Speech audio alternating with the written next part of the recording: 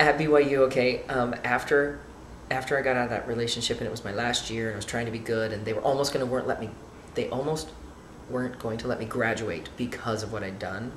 But the therapist was like, please, he really pulled some strings. Was like, you have to let him graduate. You have to let him move on with his life or he's going to kill himself probably. So, so I'm grateful for him for helping me get out of BYU. But then I met Clark that last year. Totally had a crush on him right away. And then I went out on my first cruise ship to like get away. Clark Johnson? Clark Johnson. Had to run away, get away from life. And then Clark came out on that ship. And I was like, ooh, I was still trying to be good on my first ship. And I was out there with 2 other Mormons, Brian and Allison Clark, who are fantastic people. They are so supportive and so loving. I adore them to the ends of the earth. So I was like, ooh, I shouldn't, I don't know if I want to extend because the reasons I want to extend are the reasons I probably shouldn't extend, because I wanted to like be with Clark. So I ended up extending, and Clark and I were roommates, and we went through this like really fun relationship where he pushed my buttons a lot and forced me to kind of like accept myself a bit more, which I was so terrified of. Holding hands in public is one thing that he got me to do in Scotland. I think it was in Edinburgh that day. And we went out to a gay bar in St. Petersburg, Russia, a gay club that I was determined not to go to. And I had this this big explosion of just like venom and all this darkness and stuff. I think that I'd held in for so long, this afraid of who I was and afraid to identify myself as a gay person. That we were standing out on the threshold outside the gay club. And I just exploded because they wanted me to come in so bad. And I was like, I just burst. It literally just like, I unzipped and this demon came out, this horrible, ugly thing. And I was like, I will never set foot in one of those fucking places. And I turned and I ran in like this storm of drama all through the streets of St. Petersburg.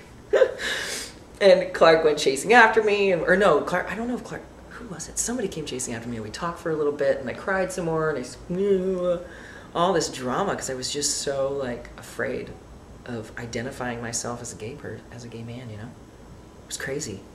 I did that a lot, back and forth and just terrified. People rumoring about me and having to like be like, no, I'm not, and just outwardly, adamantly, professing that I'm not gay, even though I was totally getting in relationships right and left, like little little crushes and flings and relationships and hidden secrets, this and that, like all over the place, right and left. Because then after my first year on the ship and after I was with Clark, we left the ship and then I quickly got together with another guy who I had a crush on and gone on a couple dates with before I went on that ship. And then we got back together and moved in right away, and then we lived together for about a year, and right then I was like, that's it, I'm not doing this anymore, I can't, That was the first time I lived with him, and that was kind of my first like living out, I guess when I was 28. Where was that? In Utah. Yeah, we both danced in Odyssey. How do people treat you now? Yeah, absolutely. It's like a no-brainer. It's just like, okay, and I can't believe how liberating it is to just say that I'm a gay person, and how easy it is. Like how absolutely terrified I was of ever using that word on myself. And now how wonderful it is to just throw it out there. And not to throw it in people's faces, whatever, but to just say, straight up in like the first conversation I have with someone or whatever, allude to the fact that I'm gay and have it not be like I'm making an announcement, not have it be an issue, just have it be like, yeah, okay, because it's normal. It's absolutely normal. And for a long time too, I even still sometimes have a little bit of a fear of like being gay in front of strangers or people I don't know and stuff, but then I'm like, because I just assume that they won't accept me. But then I'm like, wait a minute, I don't know that person. I don't know their life. I don't know if they have a gay brother or if they have a, I don't know how they feel about it. So I shouldn't make these assumptions that they're just not going to accept me. And even if they aren't. And they're complete strangers, So you said something about earlier your bishop wanted you to graduate because he was afraid of you might hurt yourself. My therapist saw that I was just really, really unhappy, and was like, because I think there's people, Mormon, Utah, absolutely in school now who absolutely are going through right? I mean, because literally. they put this pressure on you of like it is the most taboo, horrible thing. I mean, what the scriptures tell you that it's next to murder, and you're like, really?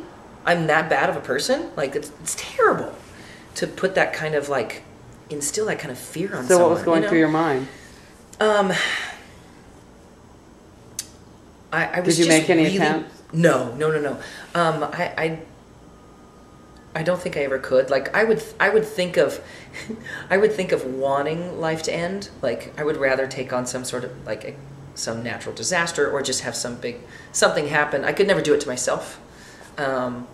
But also, do you think I would never think of actually suicide is a sin? There you go. Well. Yeah, so I would never outwardly like act on like thinking I'm going to commit suicide. But I would frequently like kind of enjoy the idea of, God, if I wasn't living, that would sure be nice because this is a pain in the ass, you know? Well, Clark was saying very similar things. Really? Yeah. Yeah, because, I would never do it to myself, but I really thought, oh, it'd just be so much easier to just not be here, you know?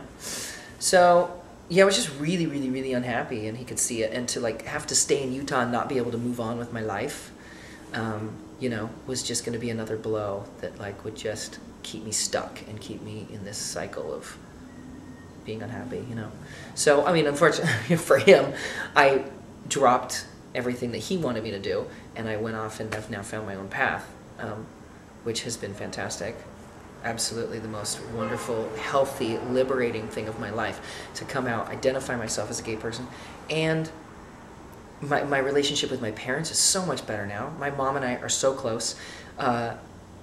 We talk all the time. We talk about being gay. She asks me questions. She calls me up on the phone a couple years ago, kind of all choked up in tears, and asks me if I'm being safe, because she'd just seen like a couple ads about AIDS on the television or something, and it was just on her mind. And she knows about my relationships. My last relationship on the cruise ship, she met my boyfriend at the time on the ship. But my mom and dad both did, and they loved him to death, and she still asks about him, even though we're not together now. She asks about him and how he's doing and stuff, and she's amazing. I was so fearful, thinking that, like, you know, people can't handle it, feeling like they'll never understand, and they do. You know, they can only understand what they can understand in the moment, but they grow. My mom has come so far and has changed so much, and, you know, tells other people in church. I mean, my dad's a bishop, and she's the wife of a bishop, and I'm the gay son of a bishop, which is really kind of fun, kind of scandalous.